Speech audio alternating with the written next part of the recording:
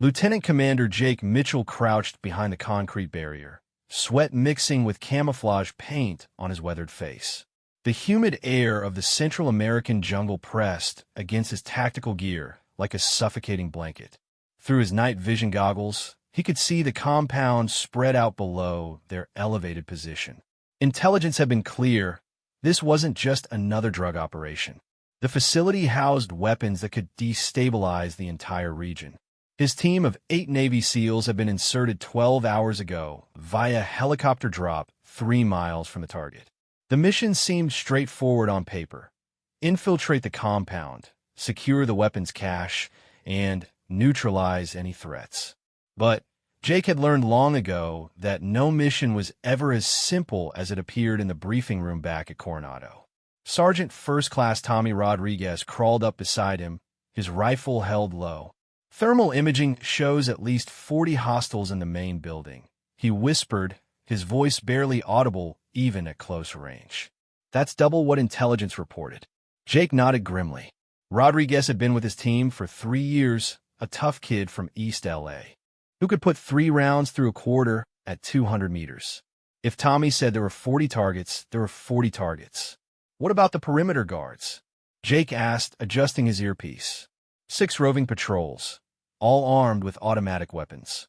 There's something else, boss. Rodriguez paused, his dark eyes reflecting concern.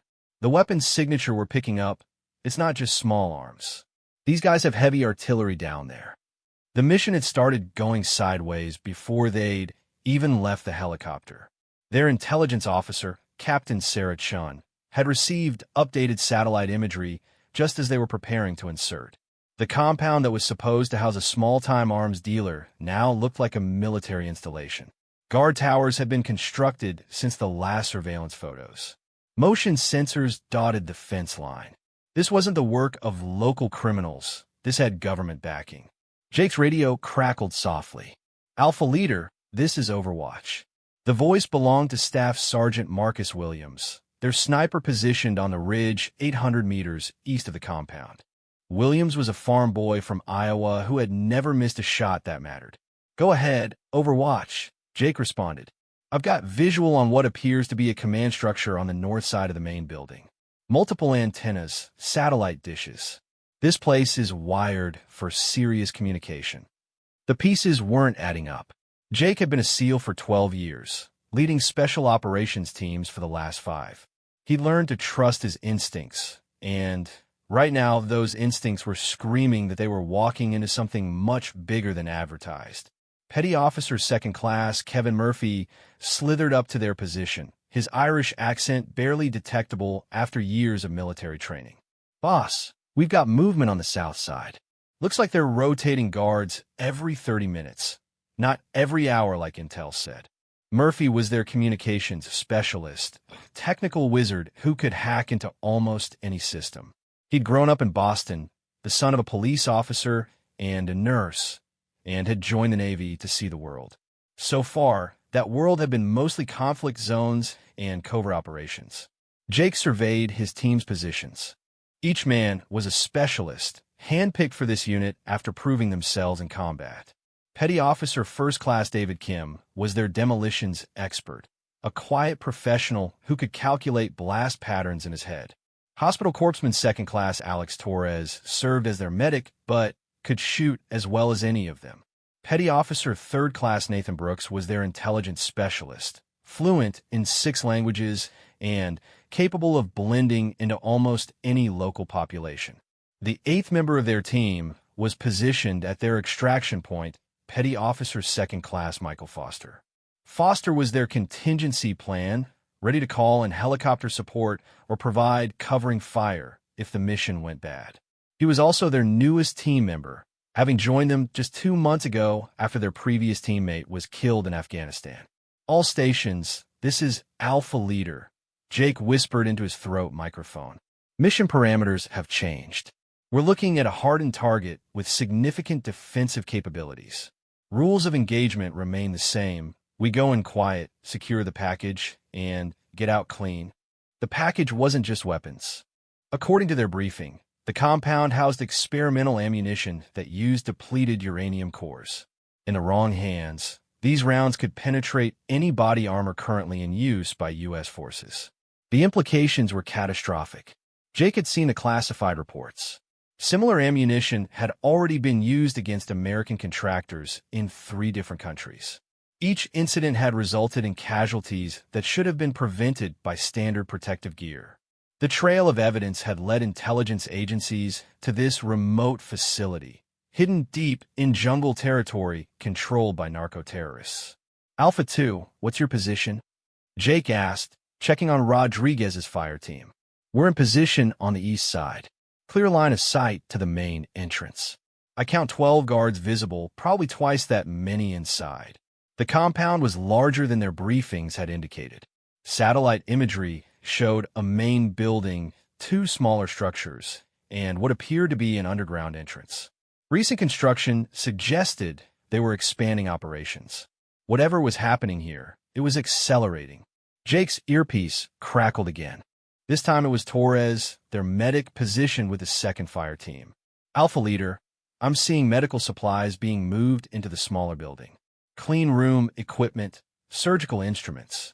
This doesn't look like a weapons facility. That was the 2nd red flag. Jake felt his stomach tighten. Medical equipment in an arms-dealing operation usually meant one thing: human experimentation. The depleted uranium ammunition might not be the only thing they were developing here. Overwatch, can you get eyes on that smaller building?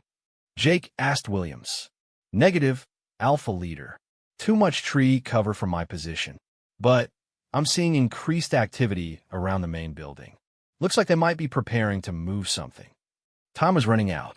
If the enemy was preparing to relocate their operations, this might be their only chance to secure the weapons and gather intelligence about the broader network. Jake had to make a decision. He looked at each of his men's positions marked on his tactical display. Rodriguez and Murphy were covering the eastern approach. Kim and Torres held the southern position. Brooks was providing overwatch from the western ridge. Williams maintained sniper coverage from the east. Foster was securing their extraction point to the north. The plan was solid, but plans had a way of falling apart once the shooting started. Jake had learned that lesson in Iraq, again in Afghanistan, and most recently in Syria. The best teams were those that could adapt when everything went wrong. All stations, we execute in 15 minutes. Alpha 2, you initiate with the Eastern Guards. Alpha 3 takes the south entrance after the diversion. Overwatch maintains cover and calls out targets of opportunity. Foster, keep that extraction route clear. Jake checked his equipment one final time. His primary weapon was a customized M4A1 carbine with suppressor, night vision compatible scope, and laser aiming device. His secondary was a Sig Sauer P2 26 pistol with match-grade ammunition. He carried enough explosive charges to level a small building, along with communications gear, medical supplies, and 3 days' worth of rations. Each team member carried similar loadouts, modified for their specialties. Kim had additional demolitions equipment. Torres carried expanded medical supplies. Brooks had language reference materials and cultural intelligence notes. Murphy's gear included electronic surveillance and communication hacking tools. The intelligence package they'd received painted a picture of a sophisticated operation. The facility's leader was identified as Colonel Martinez, a former government military officer who had gone rogue 5 years earlier. He'd been connected to arms sales in 7 countries, always staying one step ahead of international law enforcement. What made Martinez dangerous wasn't just his military training, it was his connections. Intelligence suggested he had sources inside government agencies, providing him with advance warning of operations. The fact that this facility was so heavily defended might mean their mission had been compromised before it started. Jake's radio came alive with Murphy's voice. Boss, I'm picking up increased radio chatter. They're speaking in code, but the frequency of transmissions is up significantly. Can you break the code? Working on it. Give me 5 more minutes. 5 minutes they might not have. Jake watched the compound through his scope, noting the patterns of movement.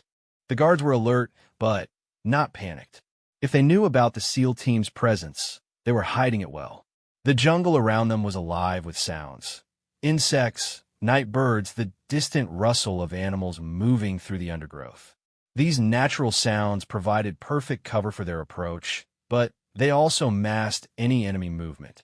Jake had operated in similar environments dozens of times, but the tension never got easier to handle. Rodriguez's voice came through the comm system. "Alpha Leader, I've got a problem. There's a patrol heading directly for our position. For men, heavily armed, approximately 2 minutes out." Jake's mind raced through options. They could take out the patrol quietly, but that would leave bodies that would eventually be discovered. They could relocate, but movement increased their risk of detection. Or they could execute the mission early, before their presence was confirmed. "All stations, execute now. Alpha 2, neutralize that patrol. Alpha 3, move on the south entrance immediately. Overwatch, you have permission to engage targets of opportunity." The mission was now in motion, 12 hours earlier than planned, and with incomplete intelligence. Jake knew from experience that these were the conditions that separated professional operators from everyone else. His team had trained for exactly this scenario.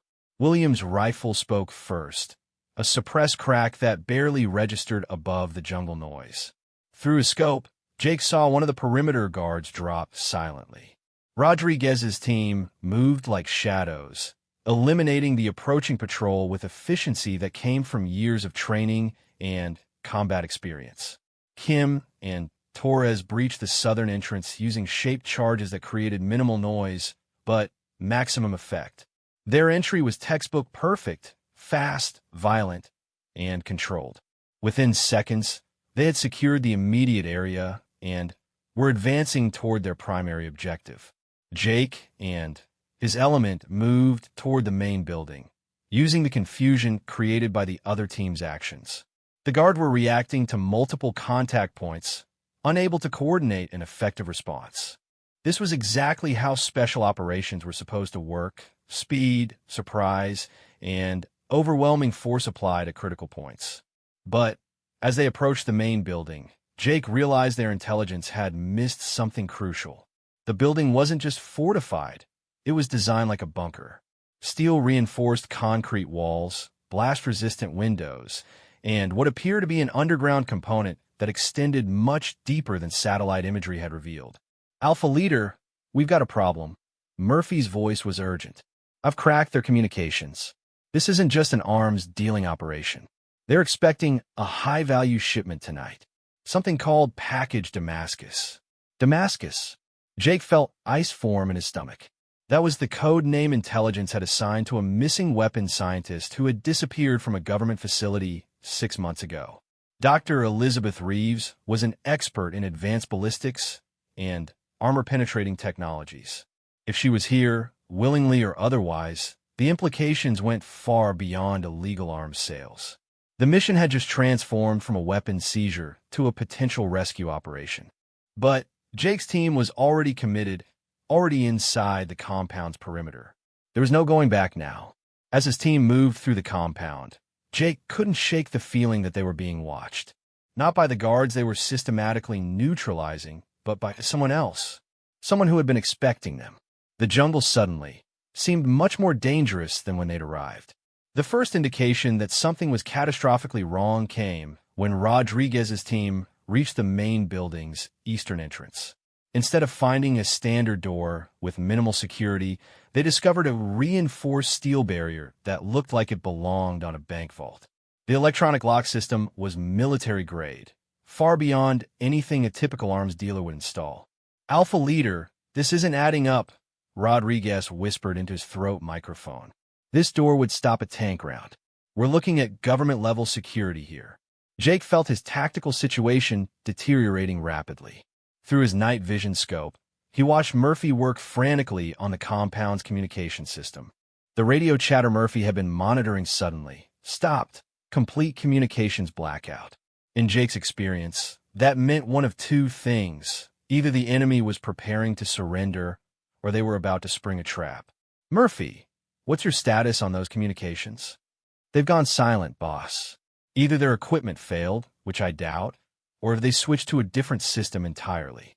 Something we can't monitor." Kim's voice crackled through the comm system from the southern position. Alpha Leader, we've secured the south entrance, but there's something weird here. The building we breached is empty. I mean, completely empty. No equipment, no people, nothing. It's like they cleared out recently. Jake's tactical computer showed his team's positions spread across the compound. Everyone was in position, the perimeter guards had been neutralized, and they had established entry points. By all measures, the operation was proceeding successfully. But every instinct Jake had developed over 12 years of combat operations was screaming that they were walking into an ambush. The compound's layout didn't match their intelligence reports. The buildings were positioned differently, the defensive structures were more sophisticated, and the entire facility showed signs of recent expansion. Someone had been feeding their intelligence sources false information. Overwatch, do you have visual on any movement inside the compound? Jake asked Williams. Negative, Alpha Leader. It's too quiet. I should be seeing panic, people running, some kind of reaction to our presence. This place feels abandoned. Williams had been a sniper for 8 years. He developed an almost supernatural ability to read battlefield conditions through his scope. If Williams said something felt wrong, Jake had learned to listen. Torres's voice joined the conversation from the southern team. Boss, I'm seeing medical equipment in here, but it's not the kind you'd use for treating wounded soldiers. This looks like laboratory gear. Centrifuges, chemical analysis equipment, something that might be a clean room. Laboratory equipment changed everything. If Dr. Elizabeth Reeves was being held here, she might be working under duress to develop weapons technology. The depleted uranium ammunition could be just the beginning of what they were producing. Jake made a tactical decision that would haunt him for the rest of his life. Instead of pulling his team back and calling for additional intelligence, he ordered them to continue with the mission. The possibility that Dr. Reeves was inside the facility overrode his concerns about the tactical situation. All teams continue advance. Alpha 2, breach that vault door. Alpha 3, search every room in that southern building.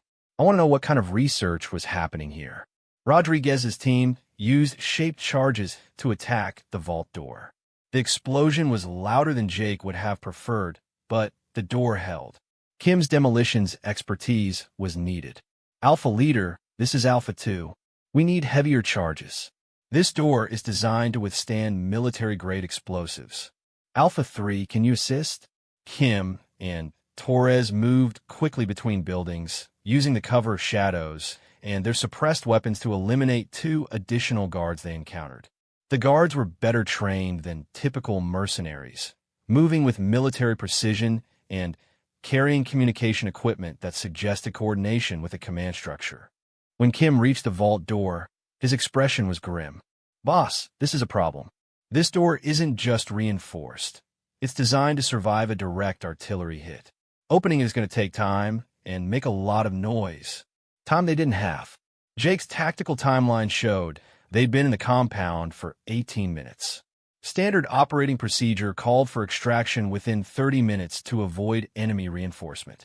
They were already behind schedule. How long do you need? 15 minutes if I do it right. 5 minutes if you don't care about bringing down half the building. Jake weighed the options. A controlled breach would preserve whatever was inside the vault, but give enemy forces time to coordinate a response. A rapid breach might destroy evidence of Dr. Reeves' presence, but would allow them to complete the mission before enemy reinforcement arrived. Murphy's voice interrupted his decision-making process. Alpha Leader, we've got a problem. I'm picking up vehicle movement on the access road. Multiple contacts, moving fast, approximately 10 minutes out. The trap was springing. Whoever had planned this operation had been waiting for Jake's team to commit to the compound before sending in reinforcements. The communications blackout hadn't been equipment failure. It had been a signal. Overwatch, can you confirm vehicle movement? Williams adjusted his scope to scan the tree line beyond the compound. Confirmed, Alpha Leader. I count at least 6 vehicles, possibly more. They're not trying to be stealthy. This looks like a reaction force. Jake's mind raced through tactical options. His team was inside a fortified compound with limited exit routes and enemy reinforcements approaching. The smart move was immediate extraction, but the possibility that Dr. Reeves was inside that vault made abandoning the mission unacceptable. "Foster, what's the status of our extraction route?" Foster's voice came from their designated helicopter landing zone 300 meters north of the compound. "Route is clear, but I'm seeing increased air activity to the west. Possible helicopter movement. Air support would change the tactical equation completely." Jake's team was equipped for ground combat against infantry forces, not air-to-ground engagement with military helicopters. If the enemy had air assets, extraction would become exponentially more difficult. "Alpha 3, I need that vault open in 5 minutes. Use whatever you need."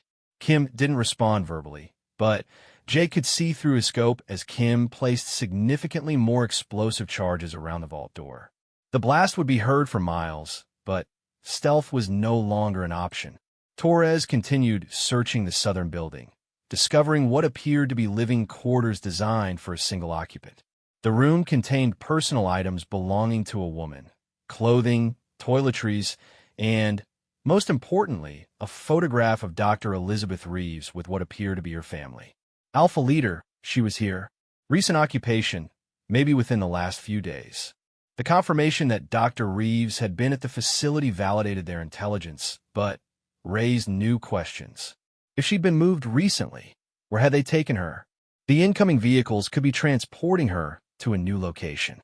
"Murphy, any chance you can intercept communications from those incoming vehicles?" "Working on it, boss. Their radio discipline is good, but I might be able to pick up something." Jake positioned himself to provide covering fire for Kim's breach attempt.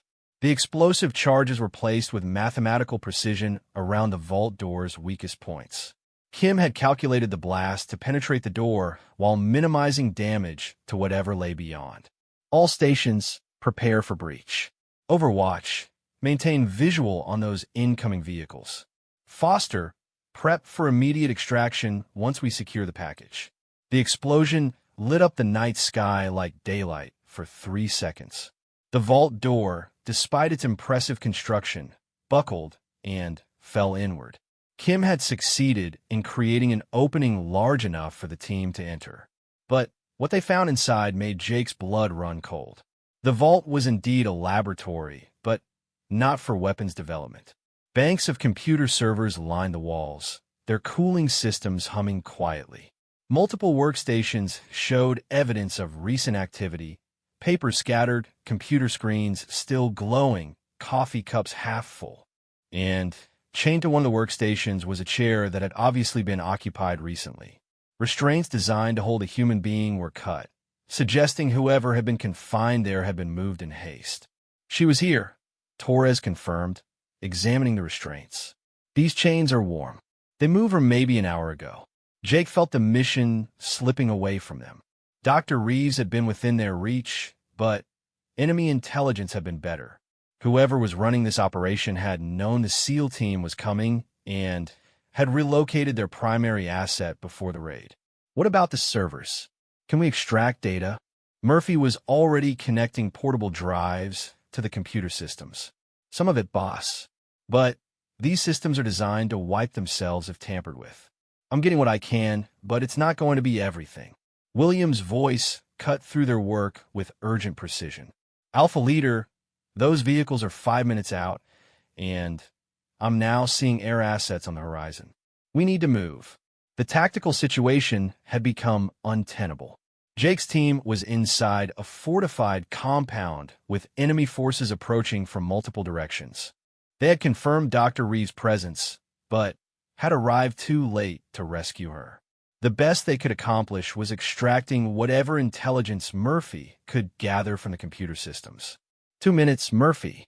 Get what you can."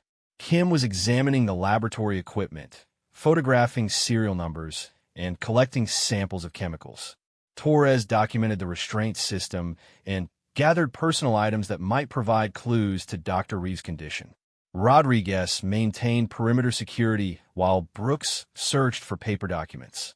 Jake's radio crackled with Foster's increasingly urgent voice. "Alpha Leader, I've got helicopter activity directly overhead now. They're not showing lights, but I can hear rotor noise. Multiple aircraft.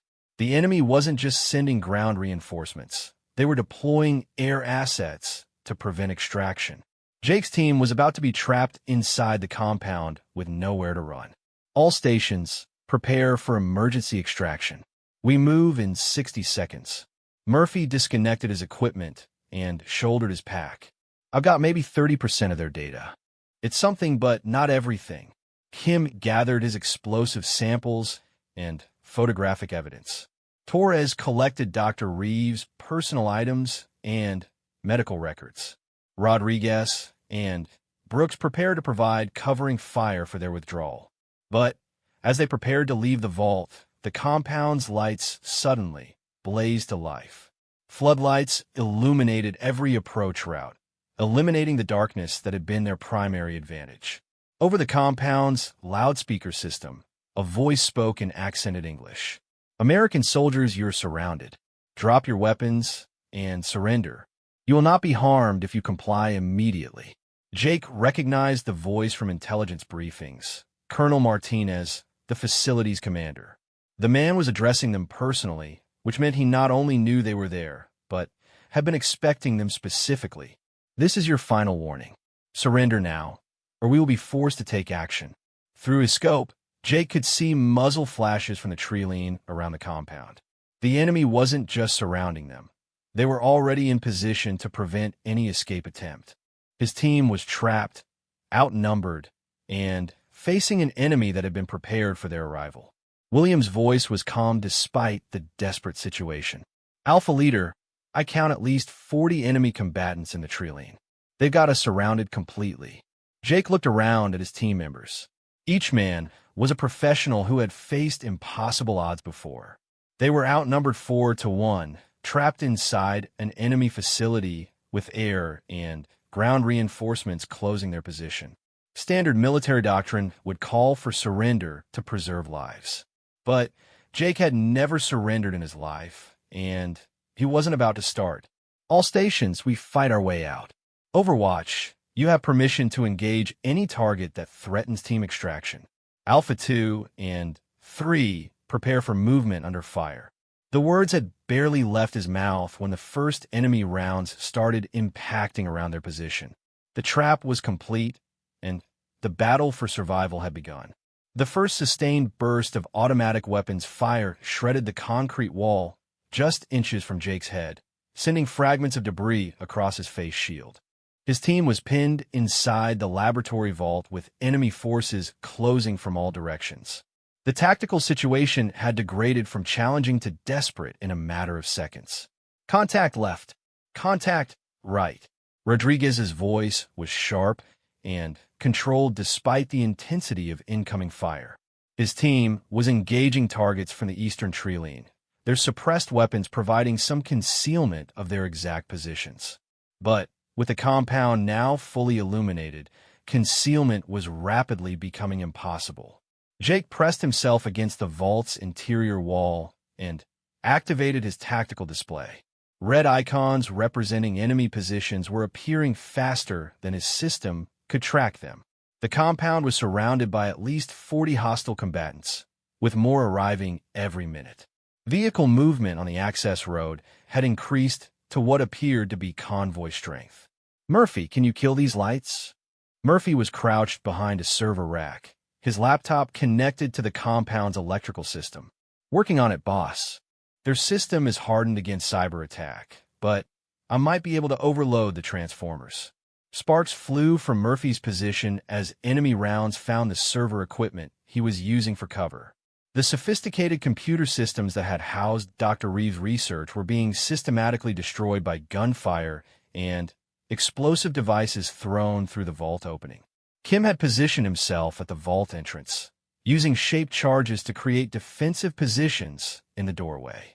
His demolitions expertise was being applied to urban warfare tactics, creating choke points that would slow any enemy assault on their position. Alpha Leader, we've got movement in the main building. Torres reported from his position near the southern wall. Multiple contacts. Looks like they're trying to flank our position through the building's interior. The enemy wasn't content to simply contain Jake's team. They were maneuvering for a coordinated assault that would overwhelm the SEALs through superior numbers and positioning. Jake recognized the tactics as military standard, confirming that they were facing professional soldiers rather than mercenaries or criminals. Williams' sniper rifle spoke with methodical precision from his overwatch position. Each shot eliminated an enemy combatant who had exposed himself while maneuvering. But even Williams' exceptional marksmanship couldn't address the fundamental problem. They were outnumbered and outgunned. Overwatch, how many targets are you seeing? More than I can count. Alpha leader.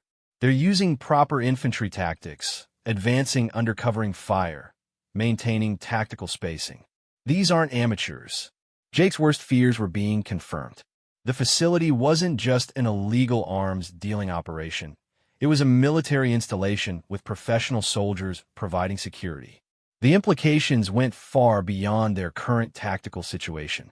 If a foreign government was operating a weapons research facility this close to U.S. territory, it represented a threat to national security. Foster's voice crackled through the radio from the extraction point. Alpha leader, I've got multiple helicopters overhead now. They're not engaging, but they're orbiting our position. I think they're waiting for us to break cover. The enemy had achieved air superiority over the battlefield. Jake's team could no longer count on helicopter extraction even if they fought their way to the landing zone. They were completely cut off with no external support and diminishing ammunition supplies. All stations, ammunition report. The responses were not encouraging. Each team member was carrying standard loadouts designed for a quick in-out mission, not a sustained firefight against a reinforced enemy position. At their current rate of engagement, they had perhaps 15 minutes of effective combat capability before ammunition became critical. Rodriguez's team was taking the heaviest fire from their position near the eastern wall. Alpha leader, we need to move. They're bringing up heavier weapons. Jake could hear the distinctive sound of a heavy machine gun being positioned somewhere in the tree line. Once that weapon was operational, their defensive positions inside the vault would become untenable. Heavy machine gun rounds would penetrate their cover and eliminate their ability to return effective fire. Kim, can you bring down this building? Kim examined the vault's structural supports and the explosive charges remaining in his pack. Maybe, but it would take everything I have. And we need to be outside when it goes down.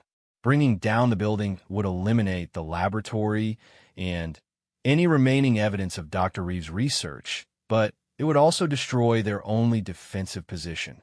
Jake had to weigh the tactical value of denying the enemy access to the facility against his team's survival. Murphy's efforts to disable the lighting system suddenly succeeded. The compound plunged back into darkness as electrical transformers overloaded and exploded in showers of sparks.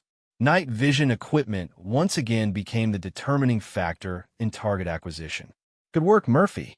All stations, night vision active. Prepare for movement. The return of darkness provided Jake's team with their first tactical advantage since the ambush began. SEAL teams trained extensively in night operations, and their equipment was superior to most foreign military forces. If they could exploit the darkness before the enemy activated backup lighting, they might create an opportunity for extraction. But as Jake prepared to order movement from the vault, Williams' voice carried a note of confusion that was completely out of character for the professional sniper. Alpha leader, I'm seeing something strange from my position. There's movement in the river to the south of the compound. Single contact, but the thermal signature is weird. Jake checked his tactical display. The river was approximately 200 meters south of the compound, outside the perimeter that enemy forces had established. Any friendly forces in that area would have been part of their original mission planning, and no additional assets have been deployed. Overwatch, can you identify the contact? Negative, Alpha leader. The signature is human-sized, but it's moving through the water in a way that suggests advanced equipment. Could be a combat swimmer, but I don't know whose. Combat swimmers required extensive training and specialized equipment. The technology necessary for covert underwater movement wasn't available to typical mercenary forces. If enemy reinforcements included naval special operations personnel, Jake's team was facing an even more sophisticated opponent than they'd realized. Torres was monitoring enemy radio communications using equipment salvaged from the destroyed server systems. "Boss, I'm picking up radio chatter in multiple languages. Spanish, English, and something that might be Russian. These guys aren't local. Russian involvement would explain the sophisticated defensive measures and professional military tactics they were encountering. If Russian special operations forces were providing security for the research facility, it meant Dr. Reeves' research had international implications. Can you determine their command structure? They're using professional communications discipline, but I think their commander is someone called Coronel. Could be Martinez, could be someone else." Kim had completed his structural analysis of the building. "Boss, I can bring this place down, but the blast radius will be significant. We need to be at least 50 meters away when I trigger the charges." 50 meters meant breaking through the enemy perimeter and reaching open ground while under fire from multiple directions. With enemy air assets overhead and heavy weapons being positioned in the treeline, the chances of successfully covering that distance were minimal. Jake made a decision that went against every tactical manual he'd ever studied. Instead of attempting to fight their way to extraction, he decided to use Kim's demolition charges to create a diversion and then attempt to reach the river where Williams had detected unknown movement. All stations, new plan. "Kim, prepare to bring down this building on my command. All teams will move south toward the river when the building goes down. Overwatch, maintain covering fire as long as possible. Then join us at the river." The plan was desperate, but it was the only option that offered any chance of survival. Jake's team would have to cross 200 meters of open ground while under fire from superior forces. Their only advantage was the element of surprise and the confusion that would result from destroying the facility. Rodriguez's team acknowledged the new plan and prepared for movement. Torres gathered the intelligence materials they'd recovered from the laboratory. Murphy packed his electronic equipment and prepared to abandon the server systems he'd been working on. Williams continued to monitor the unknown contact in the river. "Alpha Leader, that signature is moving closer to the compound. Whatever it is, it's not trying to avoid detection anymore." Jake felt a flicker of hope. If the unknown contact was friendly, it might provide the support his team needed to break through the enemy perimeter. If it was another enemy asset, their situation couldn't get much worse than it already was. "All stations, execute on my mark. Kim, light it up." Kim triggered his demolition charges with the precision of a demolitions expert who had studied the building's structural weaknesses. The explosion was massive, bringing down the entire laboratory section of the facility and creating a debris field that extended well beyond the building's original footprint. The blast created exactly the diversion Jake had hoped for. Enemy forces throughout the perimeter turned their attention toward the massive explosion, providing his team with crucial seconds to begin their movement toward the river.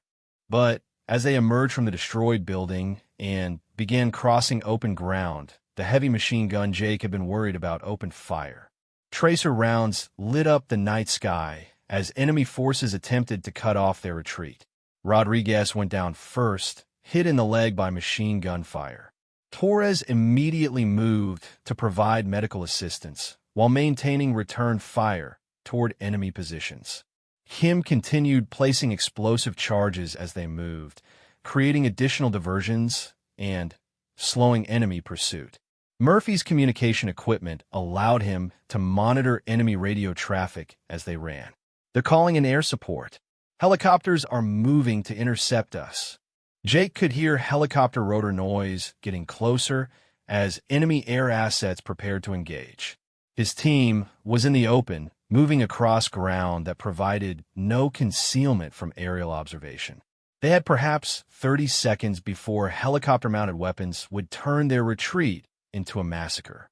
Williams was laying down, covering fire from his sniper position, but he was too far away to provide effective support against the enemy forces directly pursuing Jake's team. the sniper would have to abandon his position and attempt to reach the river independently. As they reached the halfway point between the destroyed building and the river, Jake realized they weren't going to make it. Enemy fire was too intense, Rodriguez was wounded, and helicopter gunships were seconds away from engaging. That's when the river exploded. Water erupted skyward as something emerged from the riverbed with violent force. Jake's night vision equipment was overwhelmed by the sudden movement, but he could see a human figure rising from the water with what appeared to be military equipment. The figure immediately began engaging enemy forces with precision rifle fire. Each shot eliminated an enemy combatant with the accuracy of a professional sniper. The mysterious swimmer had emerged from the river in exactly the right position to provide covering fire for Jake's team. "Who the hell is that?" Rodriguez gasped as Torres helped him continue moving toward the river. Jake didn't know, but whoever it was had just saved their lives. The precision fire from the river position was forcing enemy combatants to seek cover, reducing the intensity of fire directed at his team. "I don't care who it is," Jake replied. "That's our guardian angel." But as they got closer to the river, Jake realized their guardian angel was not what he had expected. The figure providing covering fire was definitely human, definitely skilled, and definitely not part of any SEAL team he'd ever served with. The mysterious sniper was female. Staff Sergeant Elena Vasquez had been underwater for 6 hours, breathing through military-grade rebreather equipment while monitoring the compound through passive sonar and thermal imaging. She had watched Jake's SEAL team insert, had tracked their movement through the facility, and had positioned herself perfectly to provide the covering fire that would keep them alive.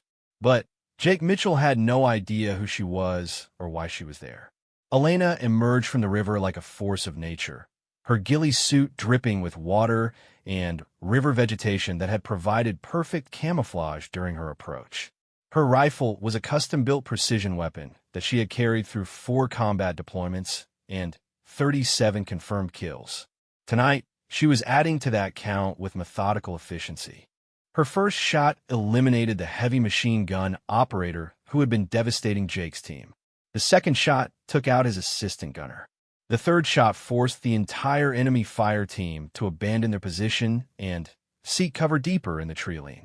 Jake's team reached the riverbank as Elena continued engaging targets with surgical precision. Up close, Jake could see that she was not part of any military unit he recognized. Her equipment was a mixture of military and civilian gear customized for long-range reconnaissance and precision shooting. Most importantly, she was not wearing any identifying patches or insignia. "Who are you?" Jake shouted over the sounds of gunfire and explosions. Elena didn't answer immediately. She was focused on a target that Jake couldn't see, making minute adjustments to her rifle scope. When she fired, another enemy combatant fell silent in the tree line. Someone who's been tracking Dr. Elizabeth Reeves for 3 months, Elena finally replied, her voice carrying a slight accent that Jake couldn't immediately place. "And someone who's been waiting for you to show up and screw everything up." Torres was working frantically to treat Rodriguez's leg wound, while maintaining situational awareness of the enemy forces still maneuvering to surround their position. "Boss, we need to move. They're bringing up more heavy weapons." Elena shifted her position to engage targets approaching from the east. "Your extraction point has been compromised. Enemy air assets have established a perimeter around your helicopter landing zone. Your pilot has been forced to withdraw." Jake felt his stomach sink. Foster had been their guarantee of extraction from the area. If enemy helicopters had forced their pilot to abandon the mission, Jake's team was stranded in hostile territory with no support. "How do you know about our extraction?" "Because I've been monitoring your communications since you inserted." Elena's rifle spoke again, and another enemy muzzle flash went dark in the tree line. "Your operational security is terrible, by the way. Half the local military forces knew you were coming." Murphy was attempting to re-establish contact with their command structure while Kim prepared additional demolition charges to cover their withdrawal. The tactical situation was deteriorating faster than Jake could adapt to changing conditions. "If you knew we were compromised, why didn't you warn us?" Elena reloaded her rifle with smooth efficiency while scanning for new targets. Because I needed you to confirm that Dr. Reeves was being held at this facility. My mission parameters didn't include saving Navy SEALs from their own poor planning. Jake was beginning to understand that Elena's presence was not coincidental. She had been conducting her own operation parallel to their mission, using their insertion as cover for her own objectives. What's your mission? Classified above your clearance level. Elena engaged 3 targets in rapid succession, forcing an entire enemy squad to withdraw from advanced positions. But right now, my mission includes keeping you alive long enough to extract Dr. Reeves from her new location. Brooks had been monitoring enemy communications and movement patterns from his position. Alpha leader, they're pulling back to establish a larger perimeter. They're not trying to overrun us anymore. Jake realized the enemy strategy had changed. Instead of attempting to eliminate his team immediately, they were establishing containment to prevent escape while calling in additional forces. They wanted prisoners, not casualties. They want us alive, Jake concluded. Elena nodded grimly. Dr. Reeves' research is incomplete. They need her to finish the project, and they need proof that American Special Operations Forces attempted to interfere with their operation. You're more valuable to them alive than dead. The implications were staggering. Jake's team wasn't just trapped in an enemy compound. They were being positioned as political leverage in an international incident that could affect relations between multiple governments. William's voice crackled through the radio from his sniper position. Alpha leader, I've got visual on a convoy approaching from the north. Multiple vehicles. Looks like they're bringing in serious hardware. Elena checked her watch and made a tactical assessment that Jake couldn't follow. We have approximately 8 minutes before this position becomes untenable. After that, enemy air support will be able to engage us directly without risk to their ground forces. What do you suggest? I suggest you trust me and follow my lead. I've been planning this extraction for 3 months. Elena began moving along the riverbank with tactical precision that impressed even Jake's experienced team. She knew exactly where to position herself for maximum effectiveness, suggesting extensive reconnaissance of the area. Torres had stabilized Rodriguez's wound enough for movement, but the injured SEAL would require assistance to maintain pace with the team. Kim and Murphy were prepared to provide that assistance while maintaining their combat effectiveness. Alpha leader, enemy air assets are moving into position. Foster reported from wherever he had relocated after abandoning the original extraction point. I count 4 helicopters with weapons systems active. 4 attack helicopters represented overwhelming firepower against a ground team with no air defense capabilities. Jake's team carried small arms and explosives, but nothing capable of engaging aerial targets effectively. Elena seemed unconcerned about the helicopter threat. Your government has assets in the area that you're not aware of. Air support will be available when needed. What kind of assets? The kind that officially don't exist. Elena's rifle eliminated 2 more enemy combatants who had attempted to establish forward positions. Now stop asking questions and start following my lead. Elena led Jake's team along the riverbank toward what appeared to be a small tributary that extended deeper into the jungle. Her movement was so fluid and confident that Jake realized she had rehearsed this exact route multiple times. Murphy, can you establish contact with higher command? Murphy was working with communication equipment while moving, but the results were not encouraging. Negative. Alpha leader. They're jamming everything. Military-grade electronic warfare equipment. Electronic warfare capabilities confirmed that they were facing a sophisticated enemy with significant resources. Jamming equipment of that quality required government-level support and technical expertise. Elena stopped at a position where the tributary split into 2 channels. She examined a handheld device that Jake recognized as a GPS unit modified for military use. Dr. Reeves is being held at a secondary facility approximately 2 kilometers northeast of here. They moved her 6 hours ago when their early warning systems detected your helicopter insertion. Jake felt frustrated by the level of intelligence Elena seemed to possess about their mission. How do you know all this? Because I've been tracking the entire network for 3 months. This facility was never their primary research location. It was a decoy designed to attract exactly the kind of raid your team just attempted. The revelation that they had been attacking a decoy facility changed Jake's understanding of the entire operation. If Dr. Reeves had never been held at the compound they'd just destroyed, then their mission had been compromised from the beginning. The real facility? Underground complex, heavily defended, and designed to be invisible to satellite surveillance. Elena began moving toward the northeast along a path that was barely visible even with night vision equipment. Getting Dr. Reeves out of there will require more than 8 SEALs. Jake realized Elena was planning to lead them directly into another enemy stronghold, this one even more heavily defended than the compound they'd just escaped. The tactical situation was becoming more desperate with each new piece of information. Williams abandoned his sniper position and began moving to rendezvous with the team. His overwatch position was no longer tenable, with enemy helicopters establishing control of the airspace. Alpha Leader, I'm moving to your position. Enemy forces are consolidating around my previous location. Elena checked her watch again and made another tactical calculation. We have a narrow window when their air assets will be forced to refuel and rearm. That's our opportunity to approach the real facility. How narrow? 43 minutes. After that, they'll have continuous air cover over the entire area. Jake looked around at his team. Rodriguez was wounded, but mobile with assistance. Each man was carrying reduced ammunition loads after the firefight at the decoy facility. They were being led by an unknown operative toward an underground enemy stronghold with no external support and limited time before enemy air assets would prevent any movement. Every tactical principle Jake had learned suggested that the mission should be aborted.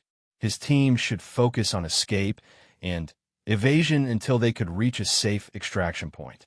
Attempting to rescue Dr. Reeves under these conditions was suicide, but Elena seemed confident that the mission was still achievable. Her equipment, training, and intelligence were clearly superior to anything Jake's team had been provided. If she believed Dr. Reeves could be extracted, Jake had to make a decision about whether to trust her. What's the plan? Elena smiled for the first time since emerging from the river. The plan is simple. We're going to walk into their most secure facility, rescue a kidnapped scientist, and escape before they realize we were there. Kim looked skeptical. That doesn't sound simple. It's not, Elena admitted, but it's possible. I've been preparing for this operation for 3 months, and I have assets in place that will give us the advantage we need. Jake had run special operations for 12 years. He'd led teams through impossible situations and completed missions that military planners had considered suicide runs. But he'd never been asked to trust an unknown operative with no identification and no official mission authorization. Torres finished treating Rodriguez's wound and reported that the team was ready for movement. Murphy had gathered all available intelligence from their destroyed equipment. Kim had prepared demolition charges for whatever obstacles they might encounter. Williams reached their position and took up rear guard as they prepared to move deeper into hostile territory. Brooks was monitoring enemy communications to track pursuit efforts. Elena began leading them through jungle terrain that would have been nearly impossible to navigate without her guidance. She moved with the confidence of someone who had studied every tree, every stream, and every possible approach route. How do we know you're not leading us into another trap? Jake asked as they followed her deeper into the darkness. Elena stopped and turned to face him directly. For the first time, Jake could see her eyes clearly in the moonlight. They were the eyes of someone who had seen too much combat and made too many impossible decisions. You don't, she said simply. But right now, I'm the only chance Dr. Reeves has of getting out of this alive. And whether you realize it or not, I'm probably your only chance of getting home alive, too. Elena led Jake's team through 2 kilometers of dense jungle using paths that seemed to exist only in her memory. Every turn, every stream crossing, every ridge was navigated with absolute certainty. She moved like someone who had walked this route dozens of times, memorizing every obstacle and every opportunity for concealment. The underground facility revealed itself gradually as they approached. What appeared to be natural hillside was actually carefully camouflaged concrete and steel construction. Ventilation shafts disguised as rock formations.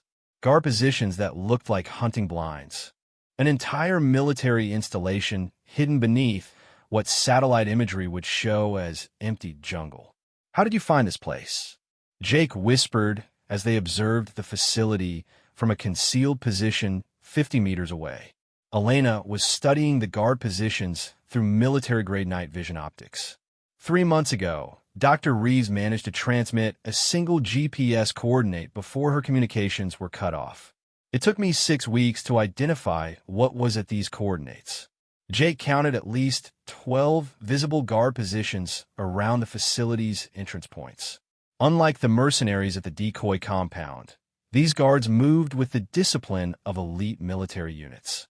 Their equipment was uniformly modern, their positioning was professionally planned, and their patrol patterns showed advanced tactical training. "How many people are we looking at?" 60 to 80 combatants above ground. Unknown number below ground, but the facility extends at least 4 levels down. Elena made minute adjustments to her rifle scope as she identified specific targets. Dr. Reeves is being held on the 3rd level in what used to be a geological research station. Rodriguez was managing his leg wound with Torres' assistance, but Jake could see the injury was affecting his mobility. Moving through an underground facility would require agility and speed that Rodriguez might not be capable of providing. "Rodriguez, can you handle close quarters combat?" "I can handle whatever you need me to handle, boss." Rodriguez's voice was steady, but Jake could hear the strain of pain management. "Just tell me where to shoot." Williams had positioned himself to provide overwatch on the facility's main entrance. His sniper rifle could eliminate sentries silently, but only if they could be isolated from other guards. The professional spacing of enemy positions made that difficult. "Overwatch. How many guards can you neutralize before they realize they're under attack?" "Maybe 4, if they maintain current patrol patterns. After that, they'll know something's wrong." Elena checked a device that Jake recognized as a sophisticated timer and communication system. "In 18 minutes, there's going to be a shift change. Half the above-ground security will be replaced by fresh guards.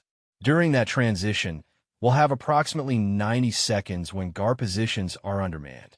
Jake was impressed by the level of detailed intelligence Elena had gathered about the facility's operations. "How do you know their shift schedules?" "Because I've been watching this place for 6 weeks. Every patrol route, every shift change, every supply delivery." Elena began removing equipment from her pack that Jake hadn't noticed before. "I know which guards smoke cigarettes, which ones check their watches constantly, and which ones will abandon their posts if they hear gunfire from another sector." The equipment Elena was deploying included what appeared to be small explosive devices designed for breaching operations. But unlike Kim's military demolitions, these charges were specifically designed for underground operations where structural integrity had to be maintained. Kim examined Elena's equipment with professional interest. "These are custom charges. Where did you get them?" "I made them." Elena's response was matter-of-fact, suggesting demolitions expertise that rivaled Kim's military training. Standard military explosives would bring down the entire facility. These are designed to create access points without structural collapse. Murphy was monitoring enemy communications while Torres continued treating Rodriguez's wound. The enemy radio discipline remained professional, but Murphy had identified patterns in their communication schedule. They check in with command every 15 minutes. Last check was 12 minutes ago, so we have 3 minutes before the next scheduled contact. Elena nodded as if she had expected that exact timing. The shift change happens immediately after their next communication check. We moved during the transition. Brooks was studying the facility's layout and attempting to identify alternate entrance and exit routes. The underground construction made tactical planning extremely difficult, since they had no reliable intelligence about the interior layout. What's the plan for getting out once we have Dr. Reeves? Elena pointed to a position approximately 100 meters north of the main entrance. Emergency exit shaft, designed for geological survey equipment. It connects to the third level where Dr. Reeves is being held. Jake examined the position Elena had indicated. It appeared to be nothing more than a small depression in the hillside, but closer observation revealed metal framework partially concealed by vegetation. How do we know it's not guarded? Because I disabled the security sensors 2 days ago and replaced them with devices that transmit false, all-clear signals. Elena's preparation for this operation was more thorough than anything Jake had encountered in 12 years of military service. The exit shaft is our extraction route. Foster's voice crackled through their communications from his relocated position. Alpha Leader, I'm showing air activity increasing to the northeast. Multiple helicopters moving toward your area. Elena checked her timing device again. They're responding to our escape from the decoy facility. Air search patterns will reach this area in approximately 25 minutes. The tactical timeline was becoming critically compressed. Jake's team had to penetrate an underground facility, locate and rescue Dr. Reeves, and extract through hostile territory before enemy air assets could establish a search perimeter around their position. Williams eliminated 2 perimeter guards with suppressed rifle fire as the shift change began. The guards fell silently, their bodies concealed in positions where they wouldn't be discovered until the next patrol check. Elena moved immediately toward the facility's main entrance, using the confusion of the shift change to approach guard positions. Jake led his team in Elena's wake, marveling at her ability to move through heavily guarded terrain without being detected. She seemed to understand exactly where each guard would be looking and when they would be distracted by their duties. The main entrance to the underground facility was concealed behind what appeared to be a natural cave opening. But Jake could see sophisticated ventilation equipment and communications antennas that indicated significant construction below ground. Elena used her custom explosive charges to disable electronic security systems around the entrance. The charges were silent and created no visible flash, but Jake's equipment detected electromagnetic pulses that indicated successful disruption of electronic surveillance. Security systems are down for approximately 4 minutes, Elena whispered as she led them into the cave opening. After that, backup systems will activate and our presence will be detected. The interior of the facility was a stark contrast to the natural cave entrance. Military-grade construction with reinforced concrete walls, fluorescent lighting, and air conditioning systems that maintain comfortable temperature and humidity. This was a permanent installation designed for long-term operations. Elena moved through the facility's corridors with the same confidence she had shown in the jungle. She knew exactly which turns to take, which doors to avoid, and where security cameras were positioned. Her preparation had included detailed reconnaissance of the facility's interior. Third level is down 2 more flights of stairs. Dr. Reeves is being held in what used to be a mineral analysis laboratory. Jake's team moved in tactical formation through corridors that showed evidence of recent construction. New electrical systems, freshly painted walls, and modern security equipment indicated that the facility had been upgraded recently for its current mission. They encountered their first interior guards at the stairwell leading to the second level. 2 soldiers in military fatigues carrying modern assault rifles. Elena eliminated them both with suppressed pistol fire before they could raise an alarm. Body disposal? Jake asked, concerned about evidence of their penetration. Elena was already dragging the bodies into a storage room. They're not scheduled for check-in for another hour. We'll be gone before anyone realizes they're missing. The second level showed evidence of Dr. Reeves' research activities. Laboratory equipment, computer workstations, and technical diagrams covered the walls. But Jay could also see evidence that suggested Dr. Reeves had been working under duress rather than willingly. Restraint marks on the chairs, Torres observed as they passed through one of the laboratories. She was definitely being held against her will. Elena led them to the stairwell, descending to the third level. This area showed even tighter security measures, electronic locks on all doors, surveillance cameras in every corridor, and what appear to be motion detection systems. How do we get past all this security? Elena produced a device that Jake recognized as military-grade electronic warfare equipment. I've been mapping their security systems for 2 weeks. This will create a feedback loop that makes the sensors report normal conditions while we move through the area. Kim was studying the facility's construction with professional interest. This place was built to survive a direct nuclear attack. Look at the wall thickness, the reinforcement patterns. Someone spent serious money on this installation. Elena activated her electronic warfare device, and the security systems around them went silent. Surveillance cameras stopped tracking, motion detectors stopped scanning, and electronic locks disengaged throughout the corridor. We have approximately 8 minutes before security personnel realize their systems are malfunctioning. Dr. Elizabeth Reeves was being held in a laboratory that had been converted into a prison cell. Electronic locks on the door, reinforced windows, and surveillance cameras monitoring her constantly. But when Elena opened the door, they found the cell empty. She's not here. Jake stated the obvious while checking the room for signs of recent occupation. Elena was examining the cell's security systems with growing concern. She was here 6 hours ago. They moved her again. Torres found evidence that Dr. Reeves had been relocated recently. Personal items were scattered around the room as if she had been moved in haste. Medical equipment suggested she might have been sedated for transport.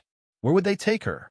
Elena checked her communication device, and for the first time since Jake had met her, she looked uncertain. There are 3 possible locations: 2 other research facilities and a transportation hub for moving prisoners. Jake realized their mission had just become exponentially more difficult. Instead of extracting Dr. Reeves from a known location, they now had to determine which of 3 possible facilities was holding her, and all 3 locations were presumably as heavily defended as the installation they had just penetrated. Murphy was monitoring enemy communications from his position in the corridor. "Boss, I'm picking up increased radio traffic. Multiple units are being activated." William's voice crackled through their communications from his overwatch position outside the facility. "Alpha Leader, enemy air assets have arrived in the area. Multiple helicopters establishing search patterns." Elena made a tactical decision that surprised Jake.